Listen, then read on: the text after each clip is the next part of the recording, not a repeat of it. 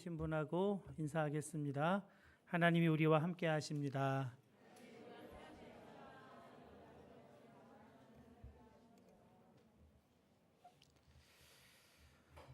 저희 딸이 5살, 4살, 5살 무렵에 아빠 보기에 너무 귀엽고 예뻤습니다. 그 딸의 그 예쁘고 귀여운 거를 어떻게 이제 표현할 길이 없으니까 애한테 알려주고 싶어서 질문을 했습니다. 우리 딸을 아빠가 딸을 사랑하나 하고 물어보면 응 하고 대답을 했습니다. 그래서 아빠가 왜 우리 딸을 사랑할까? 예뻐서 그렇게 대답을 했습니다. 그래서 그거 말고 아빠가 왜 딸을 사랑하지? 귀여워서. 아마 부모가 딸에게 사랑 표현하면서 아유 예뻐, 아유 귀여워 이렇게 하니까 자기가 예쁘고 귀여워서 사랑받는다고 생각을 한 것 같습니다. 당연한 생각이겠죠. 근데 저 자신에게도 좀 가르침이 되고 저희 딸에게도 가르침이 되기를 바라는 마음에서 그게 아니라고 얘기를 해줬습니다. 저도 제 딸이 예쁘고 귀여워서 사랑하는 거 아닐까 하는 생각이 종종 들었습니다. 얘가 예쁘고 귀엽지 않으면 사랑할까 하는 그런 참 한계가 많은 그런 인격이 참 흠이 많은 그런 마음이 좀 마음에 좀 걸렸습니다. 그래서 아빠가 우리 딸 사랑하는 건 예쁘고 귀여워서이기도 하지만 딸이니까 사랑하는 거야. 그렇게 얘기를 해줬는데도요. 그 뒤로도 또 물어보면 예뻐서 귀여워서 계속 그렇게 대답을 해서 좀 실망스러운 생각도 좀 있긴 있었습니다. 부모가 자녀를 사랑하는 이유, 물론 한계도 있고 흠이 많아서 그런 예쁘고 사랑스러운 짓을 해야 사랑하는 때도 있지만 근본적으로 보면 딸이니까 자녀니까 사랑하는 거잖아요. 부모와 자녀의 이런 엇갈린 이해가 하나님과 우리 사이의 엇갈린 이해를 그대로 고스란히 보여주는 겁니다.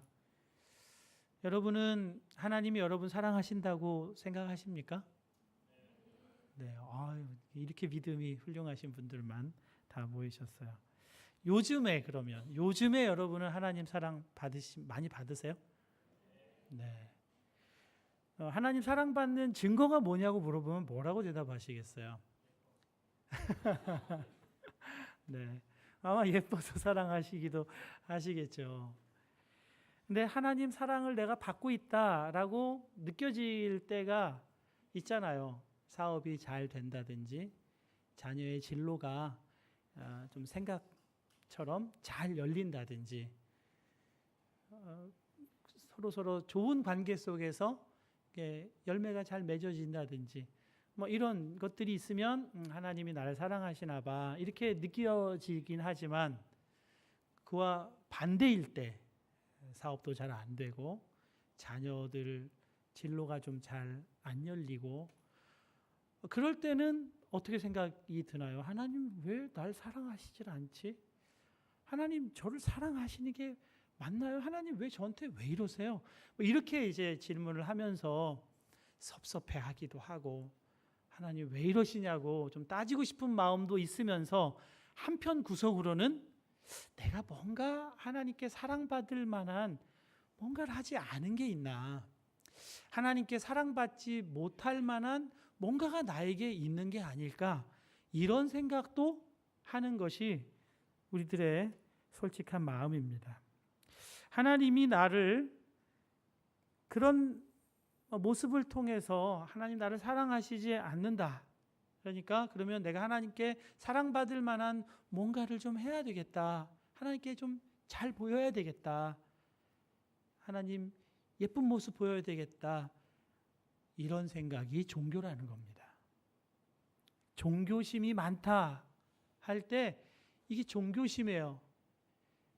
부처를 믿어도 예수님을 믿어도 잘 보여서 뭔가 사랑을 받는 거라면 아무리 열심히 부처에게 열심히 믿었던 사람이 예수님 열심히 믿어도 똑같은 종교 생활이라는 겁니다. 여러분, 모든 인류가 다 이런 종교심을 가지고 있습니다. 하나님을 잃어버렸다는 생각을 합니다. 내가 뭔가 잘못해서 하나님께 죄를 저질렀다고 생각을 합니다. 최근에 우리 단기 선교 준비를 하느라고 오랫동안 책장에 꽂혀 있는데 못 읽었던 책을 한 권 읽게 됐습니다. 밀림의 십자가라고 하는 책인데요.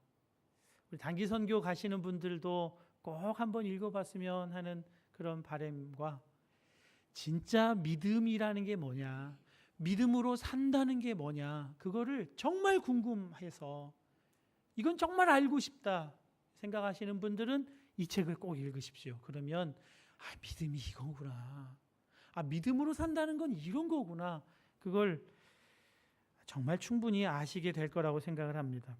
브루스 윌슨이라고 정통파 루터교에서 성장한 19살짜리 미국인 젊은이가 안데스 산맥의 정글, 문명과 한 번도 접촉하지 않았던 그런 인디언들에게, 원주민들에게 복음을 전하는 정말 놀라운 이야기가 이 책에 대로 담겨 있습니다.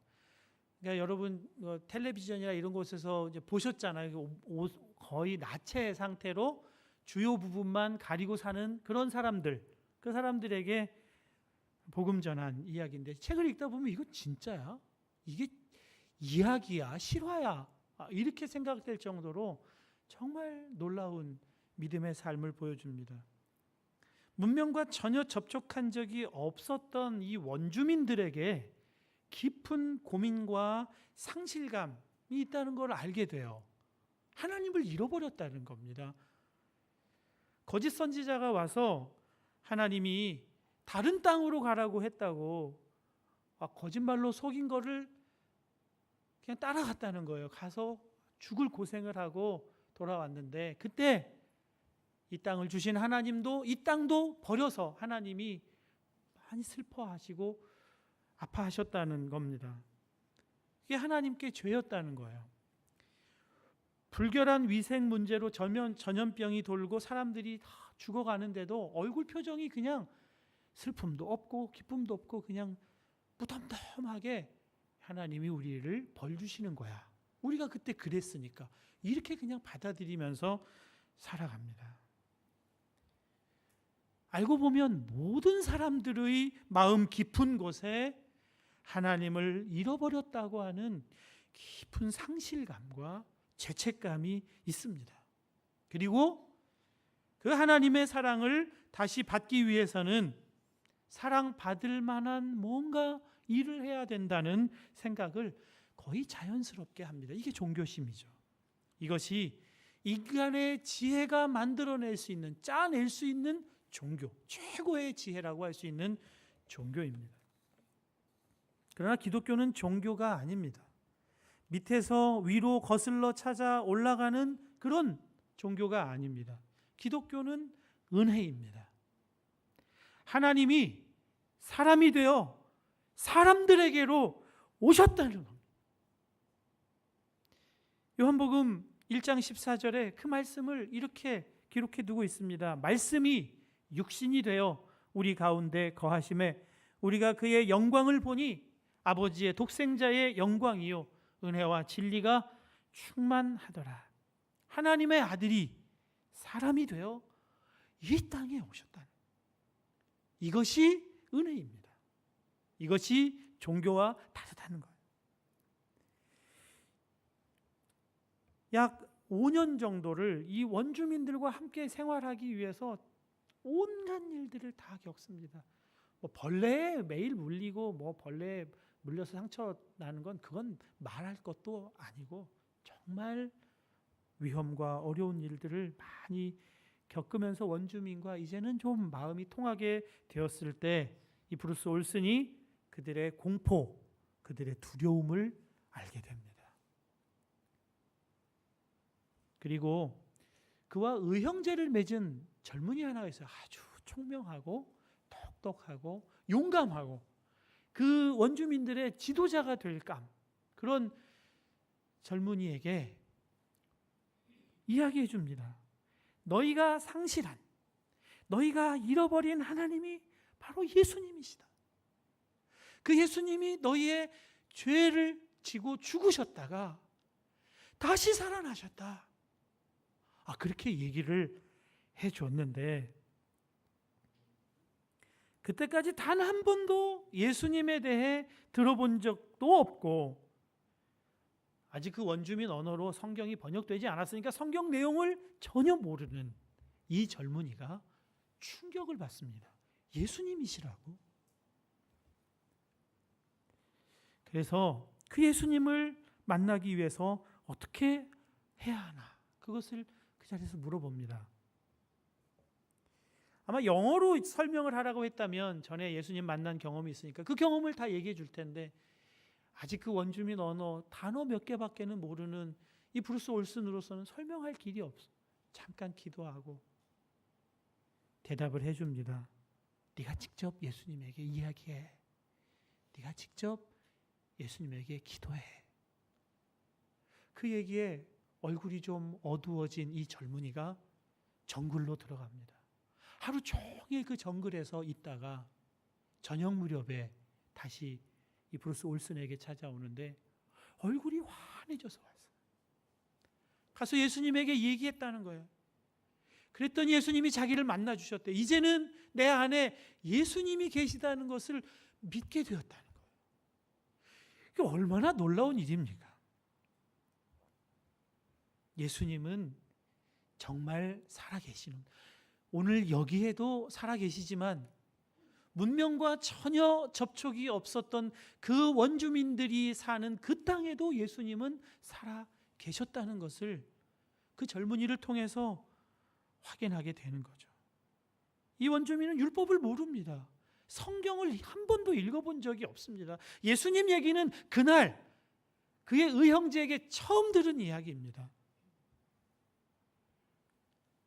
율법에 나름대로의 행위는 있었죠. 벌 받는 법, 벌을 받아서 이거를 해결하는 그 행위들은 해왔습니다. 그러나 하나님을 전혀 알 수 없고 만나지 못했던 이 젊은이가 예수님이 우리 위해 죽으셨다가 다시 살아나셨다는 이 말을 듣고 그 말을 믿습니다.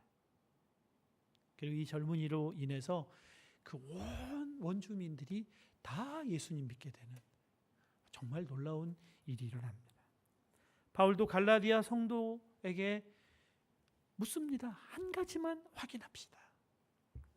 갈라디아 3장 2절이죠. 내가 너희에게서 다만 이것을 알려하노니 너희가 성령을 받은 것이 율법의 행위로냐 듣고 믿음으로냐. 5절에 반복해서 다시 질문합니다. 너희에게 성령을 주시고 너희 가운데서 능력으로 행하시는 이의 일이 율법의 행위에서냐 혹은 듣고 믿음에서냐. 율법의 행위가 뭡니까? 하나님 사랑받을 자격을 얻기 위해서 행동하는 것, 그것이 율법의 행위죠. 그러나 사람은 어떤 행위로도 어떤 일로도 하나님 사랑받을 자격을 취득할 수 없습니다. 유일한 길은 듣고 믿는 것뿐입니다. 듣고 믿는 것. 아브라함도 율법을 몰랐어요. 할례도 받지 않았습니다. 그런데 하나님이 내가 너에게 자식을 주겠다. 그걸 그냥 듣고 믿은 거예요. 그랬더니 하나님이 이것을 그의 의로 여기셨다. 이렇게 말씀하셨습니다. 첫 단추를 잘 껴야 됩니다. 첫 단추에 문제가 있습니다. 하나님, 여러분 사랑 받으셨습니까? 사랑 지금도 많이 받고 계십니까? 그걸 어떻게 확인할 수 있습니까? 하는 이 질문에 사업이 형편이 어려운데, 문제는 자꾸 꼬이고 힘든데 하나님 사랑 받는다고 말할 수가 있나? 이게 아니라 하나님의 사랑은 그런 삶의 형편과 환경에서 보여지는 게 아니라 하나님의 사랑은 십자가에서 다 드러나고 나타나 있다는 것을 우리가 잊으면 안 돼요. 내가 하나님 사랑 받고 있습니다. 무엇을 보고 알 수 있습니까? 십자가를 보면 알 수 있죠. 십자가에 하나님의 나를 향한 사랑이 다 있습니다. 바울도 그렇게 말했습니다. 로마서 5장 8절입니다. 우리가 아직 죄인 되었을 때에 그리스도께서 우리를 위하여 죽으심으로 하나님께서 우리에 대한 자기의 사랑을 확증하셨느니라. 우리에 대한 하나님의 사랑을 확증할 수 있는 것은 십자가예요. 십자가를 보면 하나님이 나를 정말 사랑하시는구나. 이걸 알 수 있어요. 여러분에게 누구에게 선물할 일이 있어요. 그래서 선물을 해야 되겠어요. 근데 그분은 정말 나에게 은인이어서 큰 선물을 해야 되겠어요. 뭐까지 선물하실 수 있겠어요, 여러분은? 선물의 단가, 선물의 질, 어디까지 할 수 있겠습니까? 정말 좋은 분이에요. 정말 사랑을 표현하고 싶어요. 어디까지 할 수 있겠어요? 여러분 전 재산을 다 줄 수 있으시겠어요? 여러분 생명을 내줄 수 있겠어요? 그렇게까지 할 수 있는 분이 있다는 건 참 복이 되겠죠. 그러나 그렇게까지 할 수 있어도 우리가 절대 할 수 없는 일이 하나 있죠. 자식의 생명은 못 줘요. 그분이 나에게 어떤 은혜를 베풀었다 하더라도 자식의 생명은 줄 수 없어요. 다 줘도, 내 생명 다 줘도 자식 생명은 못 줍니다. 하나님은 자기의 하나밖에 없는 아들을 우리에게 주셨어요. 그 생명을 우리에게 주셨어요. 언제요? 우리가 아직 죄인 되었을 때, 우리가 아직 죄인일 때, 사랑을 받을 수 있는 자격이라고는 전혀 알 수가 없는 그때, 하나님이 아들의 생명을 버리고 우리를 택하셨어요. 그 엄청난 사랑이 어디에 있다고요? 십자가에 있다고요. 십자가를 보면 그 사랑을 알아요. 갚을 수 있어요? 이거를 어떻게 갚아요? 이건 갚을 수 없는 은혜이고 사랑인 겁니다. 여러분 교회 생활하면서 가장 많이 듣는 말이지만 가장 참 혼란스러운 말 중에 하나가 믿는다는 거예요. 도대체 믿는다는 게 뭔가? 믿음. 저도 신학생 때 믿음이란 단어를 다 성경에서 찾아서 읽어봐도 모르겠더라고요. 근데 오늘 여러분에게 명확하게 하나를 알려드리고 싶어요. 믿음은 생각이에요. 믿음은 생각이에요. 그렇게 생각이 되면 그건 믿는 거예요. 로마서 6장 11절입니다. 이와 같이 너희도 너희 자신을 죄에 대하여는 죽은 자요 그리스도 예수 안에서 하나님께 대하여는 살아있는 자로 여길지어다. 생각해라 얘기입니다. 옛 생명, 염려, 근심, 불안, 두려움으로 꽉 차 있는 옛 생명, 옛 자아는 십자가에서 죽었다. 그리고 이제 부활하신 예수님이 나의 생명이 되었다라고 생각하게 된다는 거예요. 그렇게 여겨지는 거예요. 그렇구나. 이게 믿음이라는 거예요. 이렇게 믿으면 그렇게 생각이 돼요. 근데 이 믿음이요, 인생을 다 바꿔놓습니다. 이 생각이요, 인생을 다 바꿔놓습니다. 인간 만사 마음 먹기 달렸다고 그렇게 얘기하죠. 마음만 한번 잘 먹어도 감당할 수 있는 힘이 거기서 나오잖아요. 근데 그 마음을 무엇이 영향을 줍니까? 생각이 영향을 줘요. 그런데 이 생각의 또 원천이 무엇입니까? 듣는 거예요. 듣는 것이 생각에 깊은 영향을 줍니다. 무슨 말을 듣고 사느냐? 그것이 그의 생각을 지배하고 그의 생각이 마음을 지배하고 그의 마음이 인생, 삶을, 생명을 다 지배하게 되는 거예요. 지난 금요일에 학가다 세미나에 참여했다가 참 중요한 지식 하나를 배웠습니다. 우리의 생각 형성이 듣는 말에 의해서 형성이 되는데 우리 생각 형성에 영향을 주는 퍼센테이지를 따져봤더니 다른 사람이 하는 말은 10%밖에는 생각 형성에 영향을 안 준대요. 근데 어머니의 이야기는 30%가 생각 형성에 영향을 주고요. 정말 중요한 것은 나의 말이 나에게 나의 생각에 영향을 70%를 준다는 거예요. 그러니까 내가 무슨 말을 듣고 사느냐가 그렇게 중요해요. 대부분 내가 나에게 많은 말을 하고 살아요. 누구에게 들었던 말, 기억하고 있는 말, 그런 말들을 나에게 계속 하는데 이거는 말을 내가 나에게 직접 한다는 게 아니라 계속 그런 생각이 계속 떠오르는 거죠. 그 생각 때문에 살 소망을 얻기도 하고 그 생각 때문에 죽고 싶은 마음도 들고 내가 나에게 그런 말을 해요. 넌 뭐냐? 근데 또 나에게 너는 정말 괜찮은 사람이야.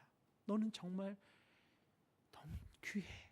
이렇게 나에게 내가 말하는 게 그렇게 영향이 크다는 거기서 그 강사님이 어머니들에게 자녀에게 많은 말 해줄 거 없고 성경을 많이 좀 들려주라고 그렇게 이야기를 하더라고요. 여러분 아침마다 자녀가 일어날 때 민수기 6장에 나와 있는 아론의 축복 있죠? 꼭 해주세요. 머리에 손 얹고 여호와께서 그 얼굴을 그에게 비추사 은혜 베푸시기를 원하며 이 얘기를 매일 아침마다 아이가 듣고 일어난다고 생각해 보세요. 그의 머리에 하나님의 말씀이 이렇게 자리 잡는 거죠. 자기 자신에게도 성경을 들려주라는 거예요. 자꾸 들려주래요. 지난 주간에 하나님의 정말 은혜로 말씀이 막 너무 꿀송이처럼 달게 여겨져서 말씀을 많이 읽는 시간을 가졌어요. 말씀을 많이 읽으니까 우리 속 사람의 이 풍요로움, 생명의 풍요로움을 막 누리면서 느끼면서 지낼 수가 있었는데요. 어제 강의를 듣고 소리를 내서 읽어야 되겠다. 소리를 내서. 그래서 내가 나에게 이야기 들려줘야 되겠다. 여러분 한국 사람이 외국어를 왜 이렇게 못 배워요? 한국 사람 많이 티미도하다고 하잖아요. 그죠? 티미도하다. 그래서 외국어를 잘 못 배운다 이러는데요. 그 강의에서 그렇게 얘기를 하시더군요. 명확한 발음과 분명한 소리로 이야기를 해야 된다는 거예요. 그러면 그게 자기 그 뇌에 아주 영향을 줘서 오래 기억에 남는다는 겁니다. 성경을 소리내서 읽는 거 참 중요한 것 같아요. 16세의 그 브루스 올슨이 어느 날 저녁 성경을 읽다가 성경 한 구절에 눈이 꽂힙니다. 인자가 온 것은 잃어버린 자를 찾아 구원하려 하심이라. 이 말씀에 부딪혔어요. 내가 잃어버린 자로구나. 나에게 구원이 필요하구나. 오랫동안 교회를 다녔어도 그걸 몰랐어요.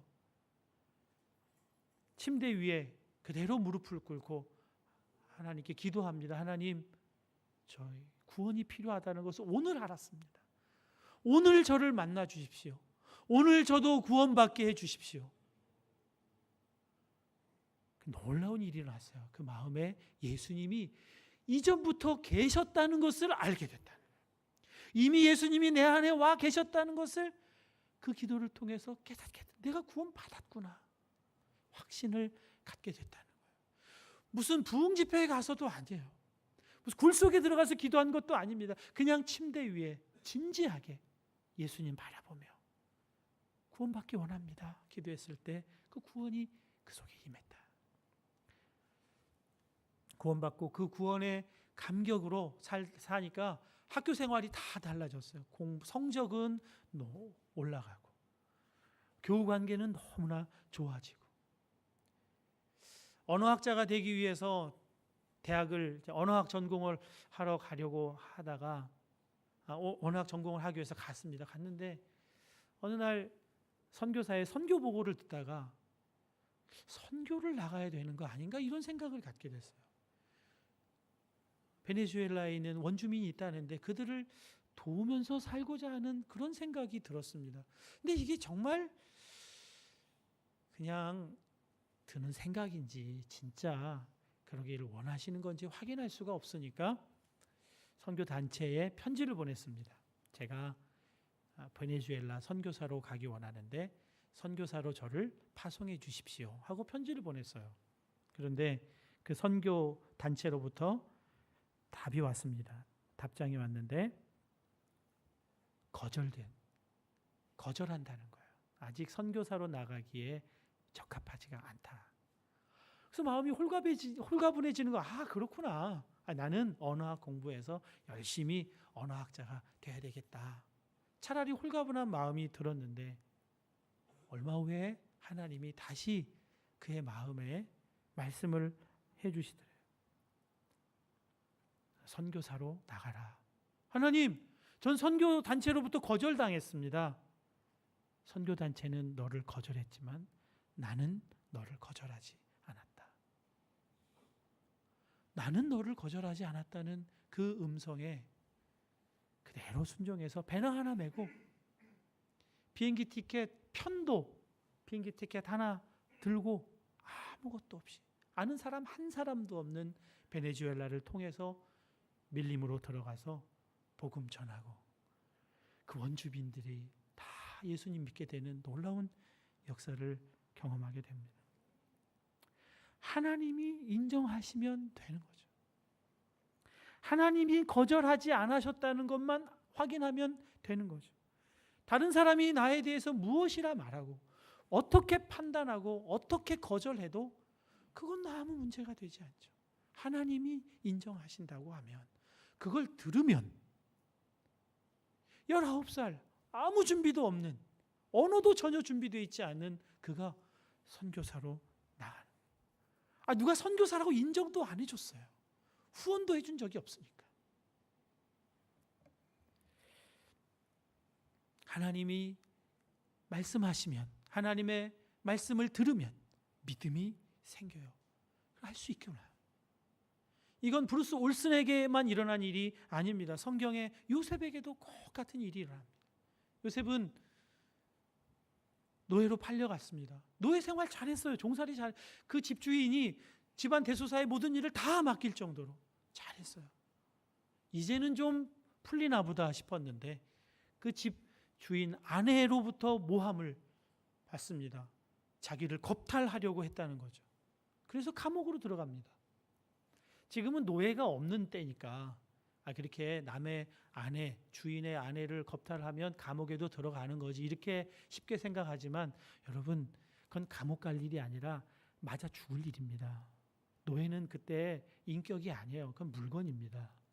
감히 주인의 아내를 넘보는 생각만 해도 그거는 그냥 때려 죽일 일입니다. 감옥에 갔어요. 왜요?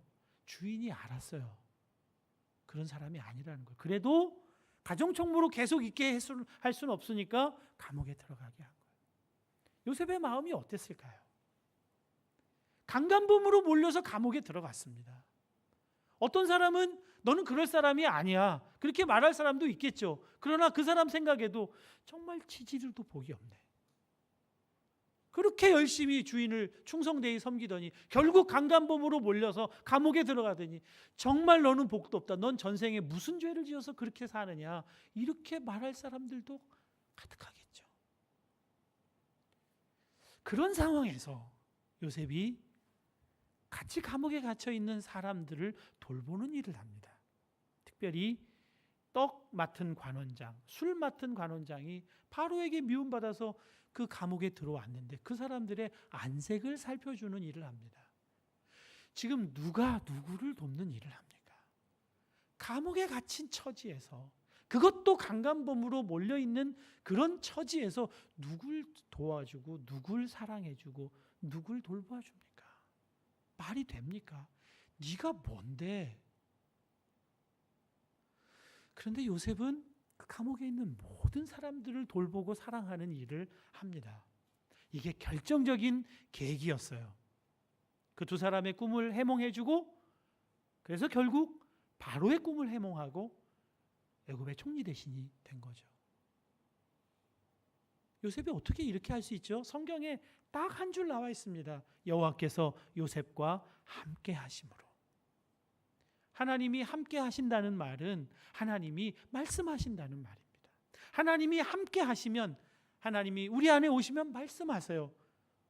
나는 너를 강간범으로 보지 않는다. 나는 너를 지지리도 복도 없고 죄수 없는 인간으로 보지 않는다. 나는 너를 내 아들로 여긴다. 지금 이것은 끝이 아니라 시작이다.